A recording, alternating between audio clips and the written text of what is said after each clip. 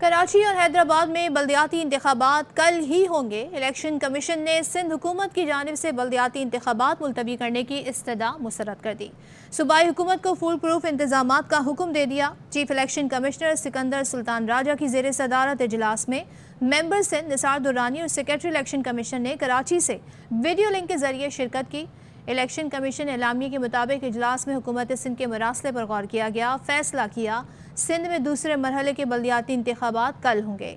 Election commission ने सूबाई हुकूमत को हुक्म दिया है वो पुरअमन इंतखाबात के इनेकाद के लिए फुल प्रूफ इंतजामात कराए। कल अपना पूरा आईनी हक इस्तेमाल कर रहे हैं। सिंध हुकूमत जो मर्जी फर्रे भेजे उनका अपना इख्तियार है, हम इन पर तनकीद नहीं कर सकते। हमने कानून के मुताबिक फैसला किया है। Secretary election commission Umar Hameed की मीडिया से गुफ्तगू। इलेक्शन कमिश्नर सिंध इजाज अनवर चौहान ने कहा 500 पोलिंग स्टेशन पर रेंजर्स फराइज अंजाम देंगे। वक्त पे इंतखाबात हो रहे हैं। इलेक्शन कमीशन अपना पूरा आईनी हक इस्तेमाल कर रहा है। सारे के सारे पोलिंग स्टेशन पे सामान पहुंच जाएगा। ज्यादातर अभी डिस्पैच हो चुका है। सिंध गवर्नमेंट की अपने इस्तकाक है, वो फरले भेजें ना भेजें, उस पर फैसले अपने कानूनी तरीकों से इलेक्शन कमीशन ने किए। आईजी साहब ने मुकम्मल हर डिस्ट्रिक्ट में पोलिंग स्टेशन पे तैनाती का सिस्टम ऑर्गेनाइज किया है। सेंसिटिव पे जो नफरी है वो 8 पुलिसमैन हर पोलिंग स्टेशन मौजूद होंगे और जो सेंसिटिव है नॉर्मल जो भी है बाकी उस पर 4 पुलिसमैन मौजूद होंगे। रेंजर्स की डिप्लॉयमेंट स्टैटिक वो भी 500 पोलिंग स्टेशन पर हो रही है। पाकिस्तान आर्मी के कंपनीज भी मौजूद होंगे हर डिस्ट्रिक्ट में 3rd ईयर फोर्स के तौर पर। वज़ीर इत्तलात सिंध शर्जील मेमन कहते हैं पीपल्स पार्टी हमेशा बल्दियाती इलेक्शन के लिए तैयार थी। इलेक्शन के हवाले से 10A1 और लॉ एंड ऑर्डर का इशू था। इलेक्शन कमीशन ने लाजिम किया हसास पोलिंग स्टेशन पर रेंजर्स और फौज तैनात हो, जबकि वजारत दाखिला ने मना कर दिया है कि वो नहीं भेज सकते। पीपुल्स पार्टी तो हमेशा इलेक्शन के लिए तैयार थी।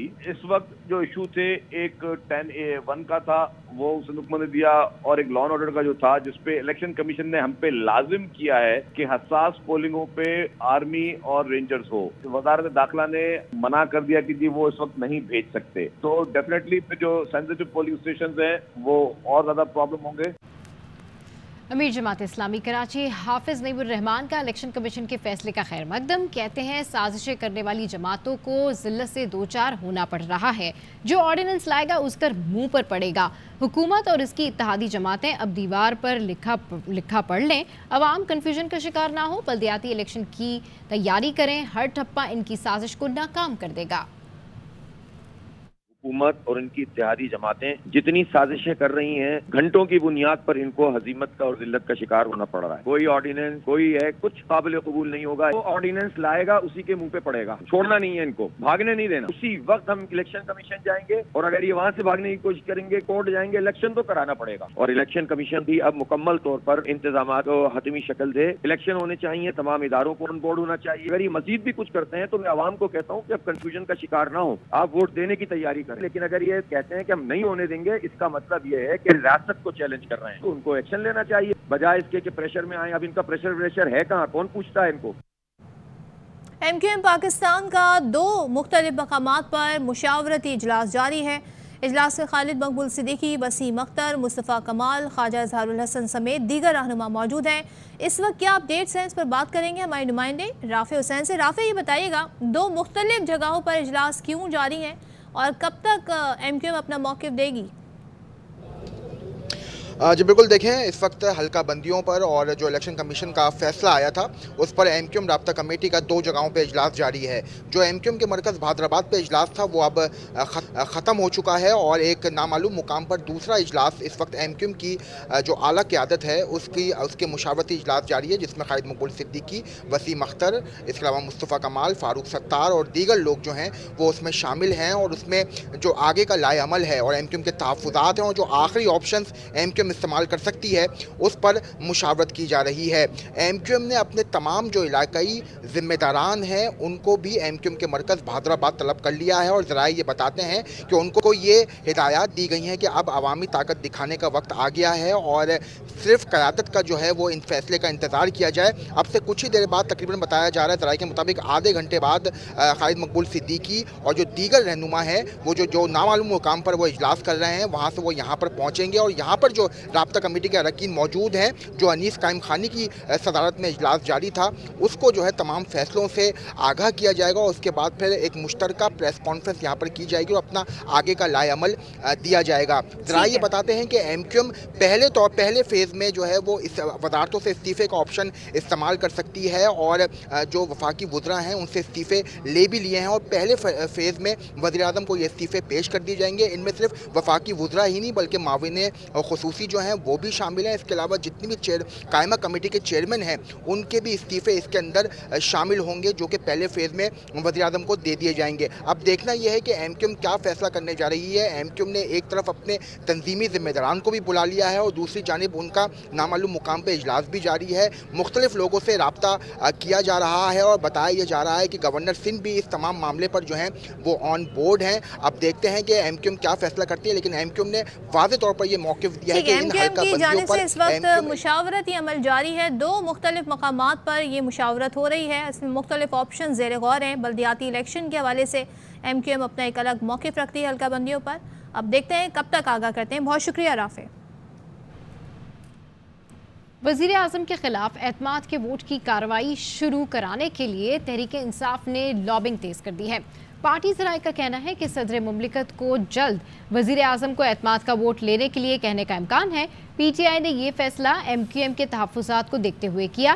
पीटीआई पुरुमीद है एमक्यूएम शहबाज शरीफ को वोट नहीं देगी। जमान पार्क आमद पर स्पीकर पंजाब असम्बली सिप्तान खान ने कहा, गवर्नर पंजाब एतमाद के वोट का कह सकते हैं तो सदर भी कह सकते हैं।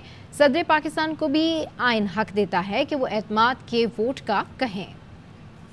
गवर्नर चीफ मिनिस्टर को कह सकते हैं तो प्रेसिडेंट पीएम को क्यों नहीं ले? 3 दिन है, उसमें 2 नाम हमने देने हैं, 2 ऑपोजिशन ने देने। अगर उस पर फैसला ना हुआ तो फिर वो केस स्पीकर के पास आएगा।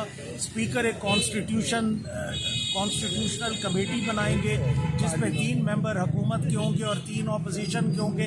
नाम वही रहेंगे। फिर उन नामों पे भी अगर कॉन्सेंसस ना हुआ तो फिर वो नाम चले जाएंगे इलेक्शन कमीशन ऑफ पाकिस्तान को, पंजाब को नहीं। मेरा ख्याल है कल या परसों तक पहले इसका डिसॉल्व हो जाए तो फिर केपी की बारी है। गवर्नर पंजाब ने असेंबली तहलील करने की समरी पर दस्तखत कर दिए। ज़राए ने बताया है वज़ीर आज़म की हिदायत के बाद असेंबली की तहलील का नोटिफिकेशन जारी होगा। वज़ीर आला परवेज़ इलाही ने असेंबली तहलील करने की समरी इरसाल की थी। ज़राए गवर्नर हाउस ने बताया है गवर्नर का ग्रीन सिग्नल मिलते ही नोटिफिकेशन जारी हो जाएगा।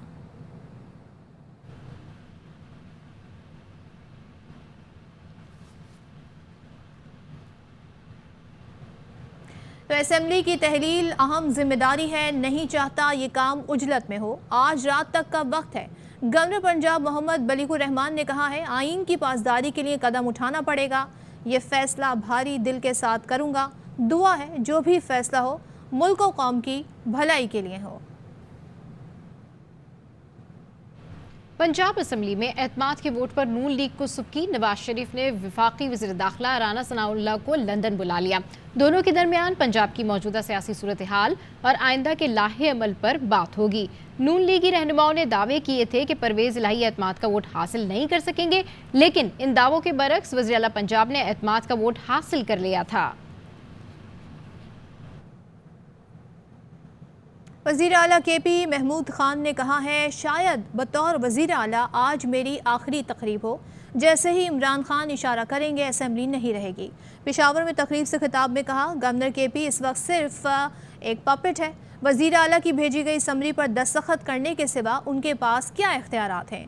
मस्खरे वफाकी वज़ीर दाखिला राना सना को बताना चाहता हूँ अगर केपी हाथ से निकल गया तो इस्लामाबाद और लाहौर में कोई महफूज नहीं रहेगा। Welcome back. लाहौर बार के इलेक्शन मुतनाज़ होने के बाद मुख्तलिफ वकला ग्रुप्स की तरफ से हवाई फायरिंग और नारेबाजी धांधली के इल्ज़ाम पर पंजाब बार कौंसिल की एग्जीक्यूटिव कमेटी ने इलेक्शन 23 जनवरी तक मुलतवी कर दिए। दूसरी जानिब चेयरमैन इलेक्शन बोर्ड ने इंतखाब मुलतवी होने के बाद नताइज का ऐलान कर दिया। आबिद खान इसकी मज़ीद डिटेल बताएंगे। बताइएगा आबिद। जी बिल्कुल जी, आज लाहौर डिस्ट्रिक्ट बार के सालाना इंतखाबात हुए और ये पहली बार हमने देखा कि उसमें इंतहाई मुतनाज़ा तरीन जो है वो वाक़यात पेश आए हैं। पहले धांधली का इल्ज़ाम लगाया गया आसमा जहांगीर ग्रुप की जानिब से, जिसके बाद इस पोलिंग को तकरीबन 2 घंटे तक रोका गया और फिर उसके बाद पंजाब बार कौंसिल ने इस मामले में मुदाखलत की और 23 जनवरी तक जो है इसको मुलतवी कर दिया इलेक्शन को और सीनियर वकील बाबर वहीद को सदर नामजद कर दिया। कि वो अबूरी तौर पर तमाम मामला देखें। उसके बाद जो है वो लाहौर बाहर का जो इलेक्शन बोर्ड था उसने अचानक ऐलान कर दिया कि राना इंतजार जो कि हामिद खान ग्रुप के थे वो सदर मुंतखब हो गए हैं उस वक्त की पोलिंग के मुताबिक, जिसके बाद जो है वो अचानक मुखला की जानिब से न सिर्फ हंगामा रही हुई बल्कि शदीद फायरिंग की गई। जीतने वाले राना इंतजार के जो हामी थे उन्होंने भी फायरिंग की और जो मुखालफिन थे इस पूरे वाक़े को तस्लीम नहीं कर रहे उनकी जानिब भी फायरिंग की गई और माल रोड पर यूँ लगा जैसे कि बाकायदा जंग का मैदान है, इतनी शदीद फायरिंग की गई और अभी तक ये सिलसिला वक्फे से जारी है। ठीक है आबिद, बहुत शुक्रिया।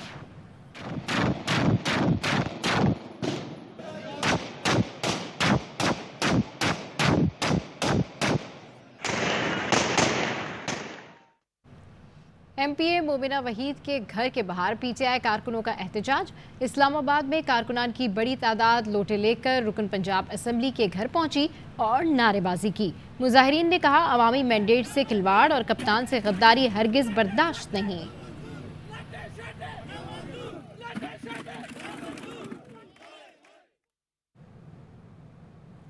वज़ीर आज़म शहबाज शरीफ मनी लॉन्ड्रिंग केस से बरी करने वाले साबिक जज पर मेहरबान।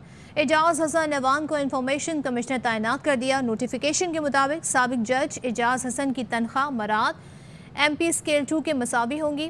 तैनाती फौरी नाफिजुल अमल होगी। साबिक जज एजाज हसन अवान ने शहबाज शरीफ और हमजा शहबाज को 16 अरब के केस से बरी किया था। वो खुसूसी अदालत सेंट्रल के जज रहे, कुछ अरसे पहले रिटायर हुए थे। जो भी शरीफ खानदान के लिए काम करता है वो उसको नवाजते हैं। साबिक जज एजाज हसन अवान की तैनाती पर पीटीआई का रद्द-ए-अमल सामने आ गया। फारूक हबीब ने ARY न्यूज़ से गुफ्तगू करते हुए कहा एजाज हसन अवान को नवाजे जाने पर उनका गठजोड़ सामने आ गया है। जब से ये सियासत में आए हैं इनका यही तरीक़ाकार है। शरीफ खानदान ने मुल्की इदारों को करप्ट कर दिया है। शरीफ खानदान की शरीफ डॉक्टराइन है, जो इनके काम करता है उसको ये नवाजते हैं, जो काम नहीं करता उसको धमकाते हैं, जो धमकी से भी बाज ना है उसको रास्ते से हटा देते हैं। गठजोड़ सामने आ गया खुल के, ये किसी लिए ढका छुपा नहीं है। MQM से दरखास्त है कि बल्दियाती इलेक्शन में भरपूर हिस्सा ले। बिलावल भुट्टो जरदारी कहते हैं कि हमने माजी में इलेक्शन का बायकॉट किया तो इसका बहुत नुकसान हुआ। अवाम बड़ी तादाद में निकलकर अपना हक राय दही इस्तेमाल करें। कल इलेक्शन का दिन है, अवाम से दरखास्त है वोट कास्ट ज़रूर करें। चाहते हैं बल्दियाती निज़ाम मौजूद हो ताकि सब निज़ाम की बेहतरी के लिए काम कर सकें। बिलावल भुट्टो जरदारी ने कहा कि 15 जनवरी बल्दियाती इलेक्शन का दिन है, अवाम निकलें और वोट कास्ट करें। ज़रूरी है बल्दियाती इलेक्शन हो क्योंकि बल्दियाती निज़ाम होना चाहिए। पीपल्स पार्टी MQM के साथ राब्ते में है, चाहते हैं सब अपने वोटर को निकालें। हैदराबाद का मेयर पीपल्स पार्टी का होगा, चाहते हैं कराची का मेयर भी PP का हो। हमारी कोशिश होगी कराची हैदराबाद में पीपल्स पार्टी का मेयर हो। मुर्तज़ा वहाब चंद माह एडमिनिस्ट्रेटर रहे, उनकी मेहनत देख लें। MQM के बल्दियाती उम्मीदवार भी मायूस ना हो। तो बिलावल भुट्टो जरदारी का ऐसा कहना है कि MQM से दरखास्त है कि बल्दियाती इलेक्शन में भरपूर हिस्सा लें। उनका कहना है कि हमने माजी में इलेक्शन का बायकॉट किया तो इसका बहुत नुकसान हुआ। अवाम ने बड़ी तादाद में निकलकर अपना हक राय दही इस्तेमाल करें। कल इलेक्शन का दिन है, अवाम से दरखास्त है वोट कास्ट ज़रूर करें। साबिक वज़ीर ख़जाना शौकत तरीन का कहना है कि कर्जा और इमदाद देने वाले ममालिक ग्रांट्स को IMF प्रोग्राम के साथ मशरूत कर देंगे। उधर हुकूमत को IMF की शराइत पूरी करना बाकी है। प्रोग्राम खटाई में पड़ा हुआ है। ज़र मुबादला के ज़खायर में मुसलसल कमी आ रही है। पैसे आए हैं वो मल्टीलैटरल एजेंसी से आए हैं, ज़्यादातर लोन्स हैं, ग्रांट्स बड़ी थोड़ी हैं। इसको लिंक कर देंगे IMF प्रोग्राम के साथ। हम IMF प्रोग्राम करेंगे तो ये पैसे मिलेंगे। सऊदी अरेबिया जो $1 बिलियन वो भी उन्होंने तेल की मत में कहा है। UAE जो जिसने $1 बिलियन एडिशनैलिटी अभी दी है। इकॉनमी जो है वो स्टैंड स्टिल पे आ गई। तो आपके पास इनकम नहीं आ रही और आपके कर्जे वो बढ़ते जा रहे हैं और आपने उसकी अदायगी करनी है। IMF के वो जो कंडीशनैलिटीज हैं वो तो अभी आई नहीं है। IMF के साथ इनका अभी मुआहदा खटाई में पड़ा हुआ है और IMF ये कह रहा है कि 2 रेट्स नहीं हो सकते एक्सचेंज के। कराची, सक्खर, मुल्तान और फैसलाबाद समेत मुल्क के मुख्तलिफ शहरों में आटे का बहरान बरकरार, अवाम परेशान। आटे के थैले के लिए सड़कों पर धक्के खाने वाले शहरी फट पड़े। कहते हैं आटे की भी और दिहाड़ी की भी परेशानी है, क्या करें। हुकूमत लाइनों में लगे गरीबों का हाल तो देखे। आटा तो इनके सबके वजीरों के गोदामों में भरा पड़ा हुआ है। आटा तो नहीं मिल रहा है। यहाँ पे काम छोड़ के आए हैं, छोटे बच्चे भूखे बैठे हुए हैं, बोलते आटा नहीं है। आए दरवाजे में खड़े, एक आटे लेने वाले हमारे को एक भी नहीं मिला। खुदा के वास्ता है हमारे लिए सस्ता ही करो। आटा बाहर से लेते हैं, बाजार से 150 रुपए किलो मिलता है, तो सरकारी आटा वो वैसे नहीं मिलता, इतनी लंबी लाइनें होती हैं। लाइनों में लगना पड़ रहा है, दिहाड़ी भी तोड़ते हैं, पैसे भी देते हैं, लेकिन आटा नहीं मिल रहा।